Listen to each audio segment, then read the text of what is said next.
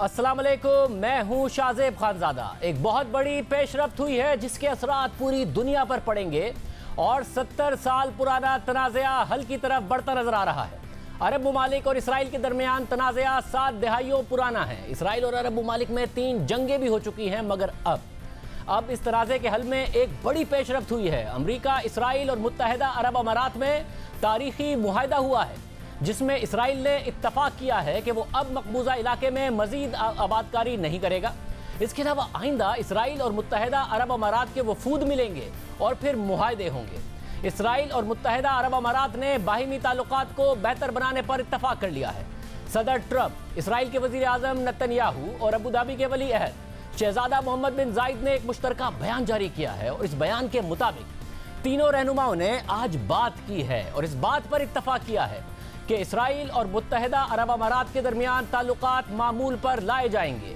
ये उम्मीद जाहिर की गई है कि यह तारीखी पेशरफ्त मशरिक़ वुस्ता में अमन के क़याम में मदद देगी। इस बयान में मजीद कहा गया कि इसराइल मकबूजा फ़लस्तीन के मजीद इलाके इसराइल में जम करने के मंसूबे को मुअत्तल कर देगा।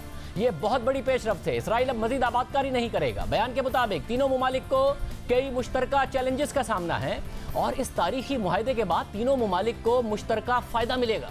साथ ही इस बात पर भी इत्तफाक किया गया है कि आइंदा आने वाले हफ्तों में इसराइल और मुत्तहिदा अरब अमारात के वफूद मुलाकात करेंगे और फिर सरमायाकारी, सयाहत, बराह रास्त flights, security, telecommunication, technology, energy, culture, सिफारत खानों के क़याम और 2 तरफा दिलचस्पी के उमूर से मुताल्लिक मुआहदों पर दस्तखत करेंगे। बयान के मुताबिक मशरिक़ वुस्ता की 2 ताकतों के दरमियान बराह रास्त राब्तों के आगाज से खित्ते में मुआशी इस्तेहकाम आएगा। बयान के मुताबिक इस सिफारती कामयाबी के नतीजे में और अमरीकी सदर डोनाल्ड ट्रंप की दरख्वास्त पर इसराइल फ़लस्तीन के इलाकों में मजीद आबादकारी मुअत्तल कर देगा। दीगर अरब ममालिक के साथ ताल्लुकात में बेहतरी के लिए कोशिशें करेगा। अमरीका, इसराइल और मुत्तहिदा अरब अमारात पूरे एतमाद हैं कि दीगर ममालिक के साथ भी इस तरह की सिफारती बातचीत मुमकिन है और ये तीनों ममालिक इस मकसद के लिए एक साथ काम करेंगे। तीनों ममालिक के एक साथ आगे बढ़ने से खित्ते में मुसलमानों, यहूदियों और ईसाइयों को मदद मिलेगी। आगे बयान में कहा गया है कि इसराइल और मुत्तहिदा अरब अमारात एक साथ मिलकर कोरोना वायरस के लिए वैक्सीन की तैयारी के लिए काम करेंगे। बयान के मुताबिक ताल्लुकात के मामूल पर आने और पुरअमन सिफारतकारी के नतीजे में अमरीका के 2 इत्तिहादी करीब आएंगे और ये दोनों ममालिक मिलकर अमरीकी सदर का मशरिक़ वुस्ता में क़याम अमन का एजेंडा आगे बढ़ाएंगे। मुश्तरका बयान में आगे कहा गया है कि तमाम फरीक इसराइल और फ़लस्तीन के दरमियान तनाज़े के जामे हल के लिए कोशिशें जारी रखेंगे जो इस अमन मुआहदे का विजन है।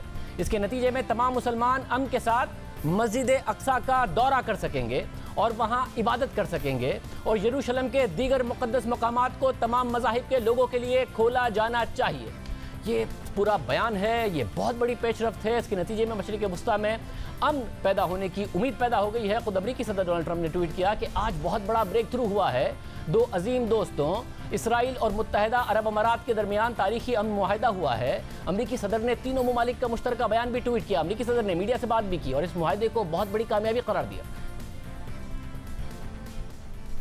Just a few moments ago, I hosted a very special call with 2 friends.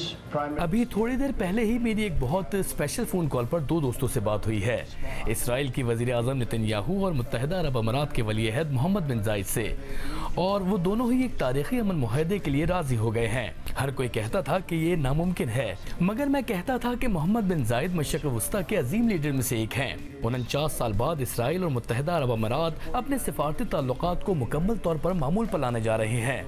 ये दोनों एक दूसरे के ममालिक में सिफारत खाने बनाएंगे और अपने सफ़ीर भेजेंगे और तमाम शोबों में ताउन का आगाज़ करेंगे और मुताद्दिद शोबों में जिनमें तालीम, सेहत, तिजारत, सयाहत और सिक्योरिटी शामिल हैं ताल्लुकात का आगाज़ करेंगे। ये हकीकतन एक तारीखी वाक़या है। 25 साल पहले इसराइल और जॉर्डन के अमन मुआहदे के बाद भी मशरिक़ वुस्ता में अमन के लिए इतनी पेशरफ्त नहीं हुई। Peace treaty was signed more than 25 years ago. Has so much progress been made towards peace in the Middle East? और फिर मुत्तहिदा अरब अमारात के वली अहद शेख मोहम्मद बिन जायद ने ट्वीट भी किया और बताया कि एक फ़ोन कॉल जो कि प्रेसिडेंट ट्रंप और प्राइम मिनिस्टर नेतन्याहू के साथ हुई, उसमें एक मुआहदा तय पाया है कि अब मज़ीद इसराइल फ़लस्तीन के इलाकों को पर तामीर नहीं करेगा। मुत्तहिदा अरब अमारात और इसराइल ने मुआहदा किया है कि बाहिमी ताउन होगा और एक रोड मैप बनाया जाएगा जिससे दोनों ममालिक के दरमियान रिलेशनशिप की बुनियाद रखी जाए। ये सब कुछ अचानक नहीं हुआ। गुज़िश्ता 2 बरस के दरमियान इसराइल और अरब ममालिक के दरमियान फासलों में कमी आई थी। 2018 में अचानक इसराइली वज़ीर आज़म ओमान पहुंचे और उन्होंने ओमान के सुल्तान से मुलाकात की। इस मुलाकात के बाद ओमान के वज़ीर ख़ारजा ने कहा था कि ओमान इसराइल और फ़लस्तीन को इकट्ठा करने की पेशकश कर रहा है, लेकिन ये किसी सालिस के किरदार के तौर पर नहीं है। इसराइल खित्ते में एक रियासत है और ये हम सब समझते हैं, जबकि दुनिया भी इस हकीकत से आशना है। उन्होंने मजीद कहा कि वक्त है कि इसराइल के साथ दीगर रियासतों की तरह पेश आया जाए। फिर इसराइली वज़ीर आज़म का भी बयान सामने आया कि ईरान की मुखालफत इसराइल और अरब ममालिक को करीब ला रही है। इसी तरह इसराइल की वज़ीर सकाफ़त ने मुत्तहिदा अरब अमारात का दौरा किया था। वो अबू धाबी की शेख ज़ैद मस्जिद गईं। मस्जिद के दौरे के बाद इसराइली वज़ीर ने सोशल मीडिया पर लिखा कि उन्हें खुशी है कि वो पहली सीनियर इसराइली शख्सियत हैं जिन्होंने मस्जिद में मेहमानों की किताब में अपने तासुरात का इजहार किया। और सिर्फ यही नहीं, 2018 में ही इसराइल की टीम ने अबू धाबी में होने वाले खेलों के मुकाबलों में भी शिरकत की। इसराइली टीम को कामयाबी मिली, जिसके बाद स्टेडियम में इसराइल का कौमी तराना भी बजाया गया। हालांकि 1 साल पहले भी अबू धाबी में ही इसराइली टीम जीती थी, मगर हुक्काम ने ना इसराइली परचम लहराने की इजाज़त दी थी, ना ही इसराइल का कौमी तराना बजाया गया था। अप्रैल 2018 में सऊदी वली अहद मोहम्मद बिन सलमान ने भी एक इंटरव्यू में ये मौक़िफ़ इख्तियार किया था कि इसराइलियों को अपनी सरजमीन का हक हासिल है। अमरीकी जरीदे द अटलांटिक के नुमाइंदे ने जब मोहम्मद बिन सलमान से पूछा कि क्या यहूदियों को एक खुद मुख्तार रियासत का हक है, तो मोहम्मद बिन सलमान ने जवाब दिया कि मेरा मानना है कि तमाम लोगों को यह हक हासिल है कि वो पुरअमन रियासत में रहें। मेरा मानना है कि फ़लस्तीनियों और इसराइलियों को अपनी अपनी ज़मीन का हक है, मगर हमें मामूल के ताल्लुकात और इस्तेहकाम के लिए एक अमन मुआहदे को यकीनी बनाना होगा। एक सवाल के जवाब में मोहम्मद बिन सलमान ने वाज़ेह किया कि उनके मुल्क को यहूदियों से कोई मसला नहीं है। सहाफ़ी ने मोहम्मद बिन सलमान से सवाल पूछा कि क्या ईरान सऊदी अरब और इसराइल को करीब लाने की वजह है, तो मोहम्मद बिन सलमान ने जवाब दिया कि इसराइल एक बड़ी मईशत है और इसकी मईशत में तरक्की भी हो रही है। इसके अलावा भी इसराइल के साथ बाहिमी दिलचस्पी के मामलात हैं। अगर अमन हो तो इसराइल और खलीजी ममालिक में बाहिमी दिलचस्पी की बहुत सी बातें हैं, ख़ासतौर पर मिस्र और उर्दन की। इसके अलावा सऊदी अरब इंडिया की एयरलाइन को इसराइल जाने के लिए अपनी फ़िज़ाई हदूद इस्तेमाल करने की इजाज़त दे चुका है, मगर इसराइल और फ़लस्तीन में तनाज़े की वजह से गुज़िश्ता 7 दहाइयों से अरब ममालिक और इसराइल के ताल्लुकात कशीदा रहे हैं। इसका एक बहुत बड़ा तारीखी पस मंज़र है। 1917 में पहली जंग अजीम में सल्तनत उस्मानिया को शिकस्त हुई और फ़लस्तीन का इलाका बरतानिया के पास चला गया। बरतानिया को जब फ़लस्तीन के हवाले से इख्तियार मिला तो उसने 1917 को फ़लस्तीन के मुस्तकबिल के हवाले से एक एलामिया जारी किया और इस एलामिया को बैलफोर डिक्लेरेशन का नाम दिया गया। इस एलामिया में बरतानिया ने ऐलान किया कि वो यहूदियों के लिए फ़लस्तीनी इलाके में मरकज़ बनाना चाहता है। इस मुतनाज़े एलामिये पर सख्त तनकीद हुई, मगर बरतानिया ने यकीन दिलाया कि फ़लस्तीन में रहने वालों के हुकूक मुतासिर नहीं होंगे। फिर फ़लस्तीनी इलाके में यहूदियों की आबादी बढ़ाने के लिए बरतानिया ने 1922 से लेकर 1935 तक मगरबी ममालिक से यहूदियों की हिजरत को यकीनी बनाया और देखते देखते सिर्फ 13 सालों में यहूदियों की फ़लस्तीन में आबादी 10% से बढ़कर 27% तक पहुँच गई। वक्त के साथ साथ फ़लस्तीनी इलाके में यहूदियों की आबादकारी तेज़ होती चली गई। दूसरी आलमी जंग के बाद बरतानिया इस मामले से पीछे हट गया और सारी जिम्मेदारी अक़वाम मुत्तहिदा पर आ गई, जिसके बाद अक़वाम मुत्तहिदा ने 29 नवंबर 1947 में फ़लस्तीनी इलाके को तकसीम करने के लिए एक करारदाद मंजूर की और 2 सिफारिशात पेश की कि फ़लस्तीन को 2 रियासतों में तकसीम किया जाएगा। एक रियासत यहूदियों पर मुश्तमिल होगी, दूसरी रियासत में अरब रहेंगे। करारदाद में मजीद कहा गया कि यरूशलेम यानी बैतुल मुक़द्दस तमाम मज़ाहिब के मानने वालों के लिए मुक़द्दस है, इसलिए इस जगह पर आलमी हुकूमत कायम होगी और अक़वाम मुत्तहिदा खुद उसके इंतज़ामी मामलात देखेगा। यहूदियों ने इस करारदाद को तस्लीम किया और इसराइल की रियासत 1948 में कायम हो गई, लेकिन इसे किसी भी अरब मुल्क ने तस्लीम नहीं किया। उस दिन से आज तक खित्ते में कशीदगी है। इस कशीदगी ने खित्ते को 1949 की जंग में धकेल दिया। इसराइल और अरब ममालिक की इस जंग में अरब ममालिक की सरबराही उर्दन ने की, मगर अरब ममालिक को उस जंग में शिकस्त हुई। फिर 18 साल बाद 1967 में अरब ममालिक और इसराइल में एक और जंग हुई जो 6 दिन तक जारी रही। इस जंग ने खित्ते की सियासत को बदल कर रख दिया। इस जंग में ना सिर्फ अरब ममालिक को शिकस्त हुई, बल्कि इसराइल ने शाम, उर्दन और लेबनान के कई अहम इलाकों पर कब्जा भी कर लिया। तीसरी अरब इसराइल जंग फिर 1973 में हुई। 1973 में अरब इसराइल जंग में अमेरिका और सऊदी अरब के ताल्लुकात किसी हद तक मुतासिर हुए। अरब ममालिक ने दुनिया को तेल की फराहमी रोक दी, जिसके बाद दुनिया में तेल का बहरान पैदा हो गया, लेकिन अमेरिका ने सऊदी अरब से ताल्लुकात को बिगड़ने ना दिया। मार्च 1974 में इसराइल को मिस्र और अरब ममालिक से बातचीत पर मजबूर किया ताकि अरब दुनिया के साथ अमेरिका के ताल्लुकात मजीद ख़राब ना हो। इन 3 जंगों के बाद भी इसराइल के साथ अरब ममालिक का तनाज़ा बरकरार रहा। दोनों ममालिक के दरमियान ना फ्लाइट ऑपरेशंस थे, ना ही अरब ममालिक इसराइल को रिकॉग्नाइज करते थे, तस्लीम करते थे। मगर अब ये बहुत बड़ा मुआहदा हुआ है। अगर दोनों ममालिक एक दूसरे में सिफारत खाने भी खोलेंगे, सफ़ीर भी भेजेंगे, और फिर जितने भी मुआहदे में बातें की गई हैं, ये एक बहुत बड़ी डेवलपमेंट समझी जा रही है। हमने कोशिश की कि इस पर मौक़िफ़ पाकिस्तान का भी मालूम किया जाए, मगर अभी हमें मौक़िफ़ नहीं मिल रहा है कि पाकिस्तान इस हवाले से इस मामले को कैसे देख रहा है। प्रोग्राम में एक ब्रेक शामिल करते हैं।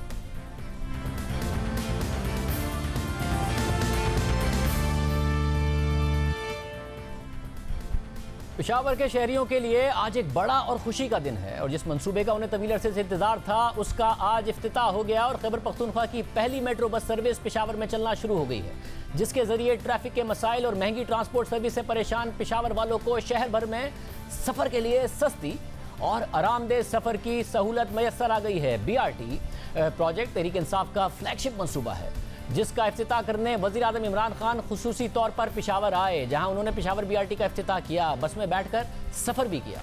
BRT इंतजामिया के मुताबिक ये प्रोजेक्ट 3rd जनरेशन मास ट्रांजिट सिस्टम है, जिसके लिए डीजल हाइब्रिड बसेस लाई गई हैं, जिससे माहौलियाती आलूदगी का फैलाव कम होगा। BRT का मरकजी कॉरिडोर 27 किलोमीटर तवील है, जबकि शहर के मुख्तलिफ हिस्सों से 5 रूट्स भी मरकजी कॉरिडोर से मिलते हैं, जिससे शहर भर के शहरी फ़ायदा उठा सकेंगे। जबकि बसों का किराया भी शहरियों की सहूलियत के मुताबिक रखा गया है, जो कि फासले की मुनासबत से है, और कम से कम 10 रुपये और ज़्यादा से ज़्यादा 50 रुपये है। जबकि इसके मुकाबले में पंजाब में चलने वाली मेट्रो का किराया फिक्स है। रावलपिंडी इस्लामाबाद मेट्रो का 23 किलोमीटर रूट है, किराया 30 रुपये है। इसी तरह लाहौर मेट्रो बस का 27 किलोमीटर का रूट है, किराया 30 रुपये है। मुल्तान मेट्रो बस का 18 किलोमीटर का रूट है और 20 रुपये किराया रखा गया है। BRT के इफ्तिताह से पेशावर के शहरियों की ट्रांसपोर्ट की मुश्किलात किस हद तक कम हुई हैं, वो कितने खुश हैं, अवाम भी खुश हैं। वज़ीर आज़म ने भी आज गलती तस्लीम की। मैं आज ये ख़ास कहना चाहता हूँ कि मुझे इसके ऊपर रिजर्वेशंस थी, और मैं आज परवेज़ खटक को ख़ास खराज तहसीन पेश करना चाहता हूँ, क्योंकि इन्होंने हमें हमेशा कहा कि जब ये प्रोजेक्ट बन जाएगा तो तब तुम्हें पता चलेगा इसकी अहमियत। तो मैं आज परवेज़ खटक सब की तरफ से, अपनी तरफ से नहीं, मैं तो परवेज़ खटक से कहना चाहता हूँ कि हम गलत है, परवेज़ खटक आप ठीक निकलें। तारीफ की, बल्कि ये भी माना कि शहरों के लिए पेशावर मेट्रो जैसे मंसूबे बुनियाद होते हैं। पेशावर के लिए ये एक मॉडर्न ट्रांसपोर्ट सिस्टम आ गया है, जो कि पूरा पेशावर को और इलाकों को कवर करता है। तो ये एक बहुत बड़ी चीज़ है, क्योंकि डेवलपमेंट में ये पहला फेज़ होता है जबकि आप एक मॉडर्न ट्रांसपोर्ट सिस्टम प्रोवाइड करते हैं। मादी में जब शहबाज शरीफ मेट्रो बस प्रोजेक्ट बना रहे थे तो वज़ीर आज़म बहुत तनकीद करते थे कि कौमें मेट्रो से नहीं बनती। क्या आपको मेट्रो की जरूरत थी या बेहतर अस्पतालों की जरूरत थी? बजाय बिजली बनाने के जंगलात पर सर्विस बना दी। जो पैसा अवाम पे खर्च होना होता है वो 200 अरब की ऑरेंज ट्रेन और 150 अरब की 2 मेट्रो पे खर्च हो जाता है। सूबा को हमने वो सूबा बनाना है जिसमें हमने सबसे ज्यादा पैसा अपने इंसानों पे खर्च कर रहे हैं, मेट्रो पे नहीं, इंसानों पे पैसा खर्च कर रहे हैं। नवाज शरीफ का नया पख्तूनख्वा का मतलब कि यहाँ 50 अरब रुपए का मेट्रो का प्रोजेक्ट लग जाए, ना लोगों को तालीम मिले, ना इलाज हो उनका अस्पतालों में, ना वहाँ थानों में इंसाफ मिले, लेकिन बस एक प्रोजेक्ट बन जाए, इसमें बड़ी सी कमीशन बन जाए। उनके और हमारे सोच में बड़ा फ़र्क है। फिर जब ये प्रोजेक्ट बनाने का फैसला किया तो 3 दावे किए। एक ये कि सबसे कम मुद्दत में बनेगा, 6 महीने में बनाएंगे, 34 महीने में बना। फिर ये दावा किया कि सबसे सस्ती मेट्रो होगी, मगर अब हुकूमत खुद मान रही है कि 70 अरब रुपए में बना। और तीसरा ये दावा किया कि इस पर सब्सिडी नहीं देनी पड़ेगी, टिकट सस्ता होगा, मगर ये प्रोजेक्ट खुद कमाएगा, प्लाजा बनेंगे और सारे मामलात होंगे। मगर क्या वाकई प्रोजेक्ट मुकम्मल हुआ है कि खुद कमा सके? ज़रा देखिए। वज़ीर-ए-आज़म इमरान खान ने BRT का इफ्तिताह तो कर लिया है। आइए देखते हैं कि मंसूबा मुकम्मल हुआ भी है कि नहीं। मैं मौजूद हूँ जमकनी डिपो पर। डिपो पर देखा जा सकता है कि यहाँ पर अभी तक काम मुकम्मल नहीं किया जा सका। डिपो में पार्क एंड राइड और कमर्शियल प्लाजा की तामीर भी मुकम्मल नहीं हुई। साइकिल ट्रैक BRT मंसूबे का हिस्सा है। ताहम खैबर बाजार से डबगरी तक सिर्फ 2 किलोमीटर तक ही साइकिल ट्रैक मुकम्मल हो सका। मंसूबे में शामिल डबगरी डिपोस पर भी काम मुकम्मल नहीं किया जा सका। यह है हयाताबाद डिपो। यहाँ पर कमर्शियल प्लाजा और मुसाफिरों के लिए पार्क एंड राइड की सहूलत फराहम की जानी थी, लेकिन यहाँ पर भी काम मुकम्मल नहीं किया जा सका। पीडीए हुकाम के मुताबिक तीनों डिपोस पर काम दिसंबर तक मुकम्मल कर लिया जाएगा। हुकूमत ने बसें चलाने के लिए बजट में 2 अरब रुपए रखे हैं। प्रोग्राम शाजिब खानजादा के लिए कैमरामैन रिजवान शेख के साथ शीबा हैदर, पेशावर। प्रोजेक्ट पर करप्शन के इल्जामात लगते रहे, खैबर पख्तूनख्वा हुकूमत स्टे ऑर्डर लेती रही। अब क्या होगा? हमारे साथ तैमूर सलीम झगड़ा, वज़ीर ख़जाना और सेहत खैबर पख्तूनख्वा मौजूद हैं। झगड़ा साहब बहुत शुक्रिया। झगड़ा साहब बहुत मुबारक हो, अवाम भी बहुत खुश हैं, मगर सब्सिडी आपको बतौर वज़ीर ख़जाना देनी पड़ेगी, ऑलरेडी एलोकेट की है, आगे भी देनी पड़ेगी। शाजिब साहब, as a good finance minister इसकी प्लानिंग हम पहले से करते हैं। इस पे हमारी 2 हफ्ते पहले बात हुई थी या हफ्ते पहले बात हुई थी, और आपने खुद कहा था कि आपकी रिसर्च कह रही है कि थोड़ी बहुत अगर सब्सिडी एक अच्छे डिज़ाइन प्रोजेक्ट में देनी पड़े तो तो दिस इज़ द नॉर्म। तो जो है हमने प्रोविज़न इसके लिए रखी है। अब डिपेंड करता है कि राइडरशिप कितनी होती है, और लेकिन एज आई सेड कि जिस टाइप के फिगर्स की हम बात कर रहे हैं वो सस्टेनेबल है, और इंशाल्लाह जब फीडर रूट्स कंप्लीट होंगे, जब कमर्शियल प्लाजास कंप्लीट होंगे, तो तब भी मुझे सब्सिडी की कम फिक्र है। जो जिस चीज़ के बारे में मुझे खुशी है, एक्साइटमेंट है, वो ये है जब ये सारी चीज़ें होंगी तो 2 चीज़ें होंगी। पहली चीज़ तो ये कि पेशावर की कनेक्टिविटी बहुत बेहतर हो जाएगी, और दूसरी चीज ये इकोनॉमिक अपॉर्चुनिटी और इकोनॉमिक एक्टिविटी ज्यादा हो जाएगी, और जो इकोनॉमिक एक्टिविटी होगी वो किसी भी छोटी मोटी सब्सिडी को ऑफसेट कर लेगी। ये मस्बत नतीजा होगा, उम्मीद करते हैं। और मगर साथ में बताएगा कि करप्शन के इल्जामात लगे, खैबर पख्तूनख्वा हुकूमत स्टे ऑर्डर ले लेती थी, अब आपको कोई एतराज नहीं होगा कि जी अब तहकीकात हों प्रोजेक्ट के हवाले से? चीफ मिनिस्टर साहब से बात हुई है, उनका कंसिस्टेंट यही स्टैंड रहा है कि प्रोजेक्ट जब एक बार कंप्लीट हो जाए तो बिल्कुल जो है जो भी इसमें इंक्वायरी होनी है, एंड जो भी इसकी जो गलतियां हुई हैं उनमें जो भी लर्निंग हुई है वो सारी डॉक्यूमेंट होनी चाहिए। हम खुद इनफैक्ट इंटरनली भी करेंगे और ये इंक्वायरीज भी हो।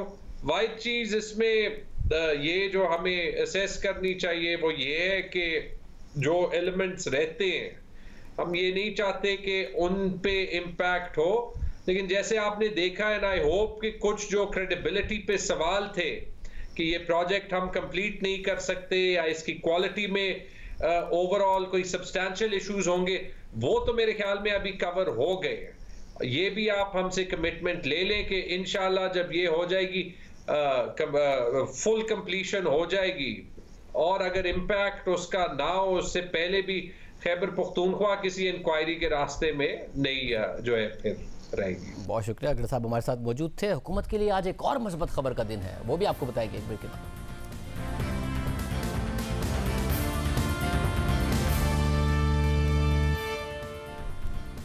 हुकूमत के लिए आज एक बहुत मजबूत फैसला सामने आया है। 2 साल में मुख्तलिफ सनतें हुकूमत को 457 अरब रुपए देंगी।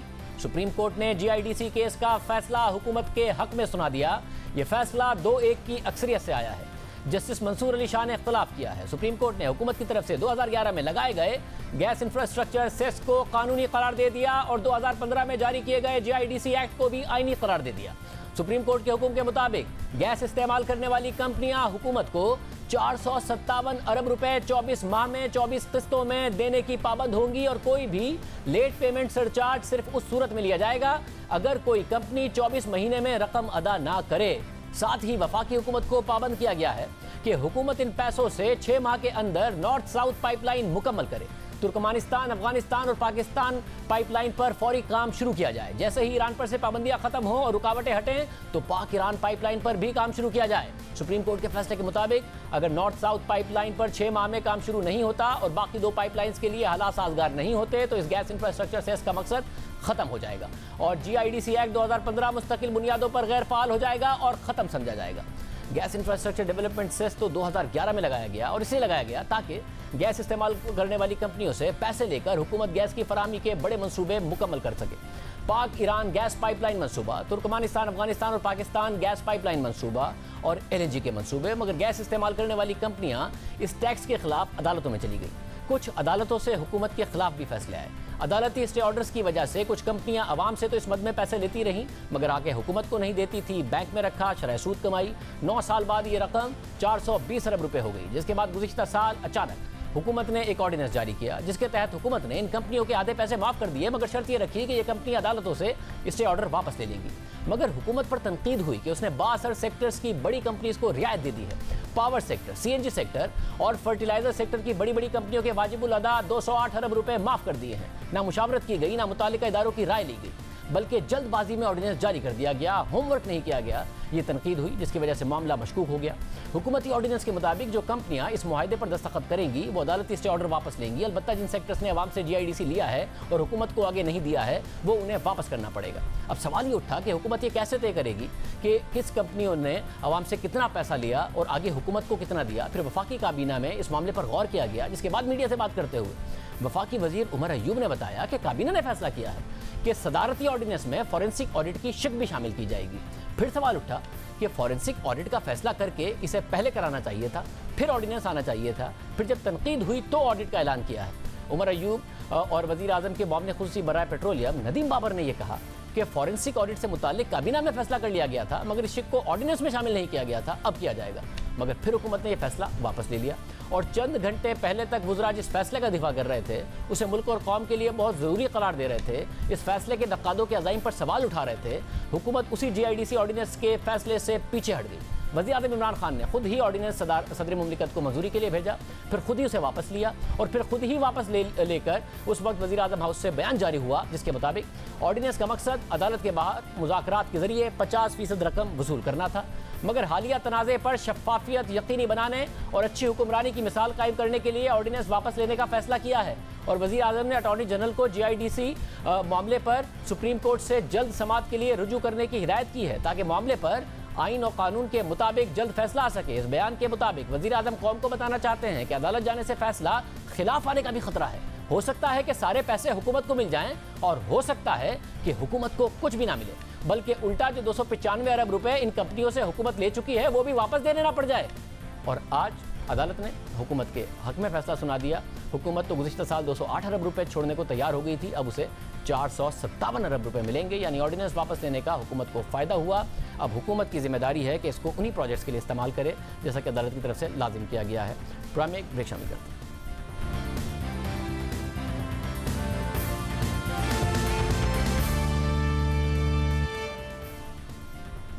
पाकिस्तान की कुछ मारूफ ख़वातीन सहाफ़ियों ने बड़ी हिम्मत का मुजाहरा किया है और बताया है कि उन्हें ऑनलाइन हिरासा किया जाता है, धमकियां दी जाती हैं, किरदार कशी की जाती है और दबाव डालने के लिए सोशल मीडिया पर गलीज़ अल्फाज का इस्तेमाल किया जाता है। उन्होंने हुकूमत से फौरी एक्शन लेने का मुतालबा किया है। ख़वातीन सहाफ़ियों के एक ग्रुप ने एक मुश्तरका बयान जारी किया, जिसमें बताया है कि मुख्तलिफ नुक्ता नज़र रखने और मौजूदा हुकूमत पर तनकीद करने पर उन्हें हुकूमत के हामी सोशल मीडिया पर ऑनलाइन हिरासा करते हैं और धमकियाँ देते हैं। सहाफ़ी बेनज़ीर शाह ने अपने ट्वीट में यह मुश्तरका बयान जारी किया, जिस पर ख़वातीन सहाफ़ियों की एक बड़ी तादाद ने दस्तखत किए हैं। मारूफ ख़वातीन सहाफ़ियों ने अपने मुश्तरका बयान में बताया है कि पाकिस्तान में सोशल मीडिया के जरिए ख़वातीन सहाफ़ियों और तज्ज़ियाकारों को निशाना बनाया जा रहा है। इन हमलों का हदफ मुख्तलिफ नुक्ता नज़र रखने वाली ख़वातीन हैं और वो जिनकी रिपोर्ट्स में पाकिस्तान तहरीक इंसाफ की हुकूमत को तनकीद का निशाना बनाया गया है, ख़ास तौर पर कोरोना वायरस के हवाले से, जिन्होंने हुकूमती पॉलिसी पर तनकीद की। बयान के मुताबिक ऑनलाइन हमला करने वालों को हुकूमती शख्सियात की तरफ से उकसाया जाता है और फिर बड़ी तादाद में ट्विटर अकाउंट से उसको फैलाया जाता है, जिन्होंने अपनी वाबस्तगी हुकूमती जमात से जाहिर की हुई होती है। बाकायदा मुहिम चलाई जाती है। ख़वातीन सहाफ़ी और तज्ज़ियाकारों की ज़ाती मालूमात पब्लिक कर दी जाती हैं। हमें जाली खबरी देने वाला, अवाम के दुश्मन और लिफाफा जर्नलिस्ट कहकर बदनाम किया जाता है, डराया और धमकाया जाता है। मीडिया की ख़वातीन को सिर्फ उनके काम की वजह से नहीं बल्कि जिन्स की वजह से भी निशाना बनाया जाता है।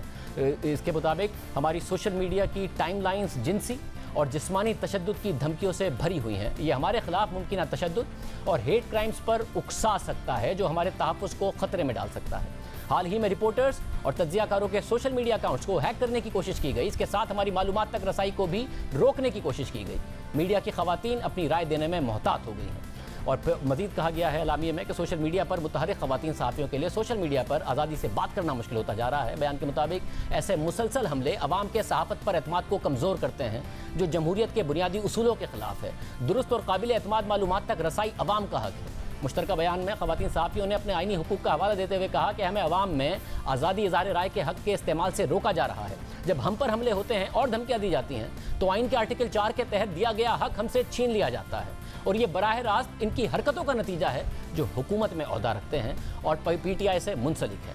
मुश्तरका बयान में उन्होंने वज़ीर मुमलिकत बराए इंसानी हुकूक शेरी मज़ारी को मुखातिब किया और कहा कि सहाफ़ियों के खिलाफ धमकियों का नोटिस लेने और बदसलूकी, धौंस, खौफ और सेंसरशिप से निपटने का वादा किया था। मोहतरमा मज़ारी, हम इंतज़ार कर रहे हैं। ख़वातीन सहाफ़ियों ने अपने मुश्तरका बयान में हुकूमत से 3 मुतालबात किए हैं। उनका पहला मुतालबा है कि मीडिया में ख़वातीन को बार बार निशाना बनाने से अपने अराकीन को फौरी तौर पर रोकें। दूसरा मुतालबा है कि पार्टी के तमाम मेंबरान, हामियों और पैरोकारों को वाज़ेह पैगाम भेजें कि वो बराह रास्त या बिलवास्ता इन हमलों को शुरू करने से बाज रहें। और तीसरा मुतालबा यह है कि हुकूमत के अंदर ऐसे तमाम अफराद को जवाबदेही के लिए तलब करें और उनके खिलाफ कार्रवाई करें। बयान में सेनेट और कौमी असम्बली की इंसानी हुकूक से मुताल्लिक कायमा कमेटियों से इस खतरनाक माहौल को ख़त्म करने के लिए इक़दाम करने की भी अपील की गई है। पीपल्स पार्टी के चेयरमैन बिलावल भुट्टो जरदारी ने इंसानी हुकूक कमेटी के सरबराह की हैसियत से ख़वातीन सहाफ़ियों को धमकियों का नोटिस लिया है। इस मामले पर वफाकी वज़ीर बराए इंसानी हुकूक डॉक्टर शेरी मज़ारी ने भी ट्वीट किया और कहा है कि ख़वातीन सहाफ़ियों को निशाना बनाने और बदसलूकी का सुनकर दुख हुआ। ख़वातीन सहाफ़ियों को हिरासा करना नाकाबिल कबूल है। सहाफ़ी अपना काम करते हैं, सहाफ़ी पेशा वराना खिदमात सर अंजाम दे रहे हैं और उन्हें निशाना बनाना बिलखुसूस सिनफी बुनियादों पर बदसलूकी करना इंतहाई काबिल अफसोस है और नाकाबिल कबूल है। उन्होंने वफाकी वज़ीर इत्तलात और नशरियात से भी मुतालबा किया है कि सहाफ़ियों के तहफ़्फ़ुज़ के बिल की तैयारी में तेज़ी लाने के लिए रहनुमाई करें और इस बिल की न सिर्फ अशद ज़रूरत है बल्कि हमारे आइन और बैनुल-अक़वामी क़वानीन के तहत हमारी ज़िम्मेदारी भी है।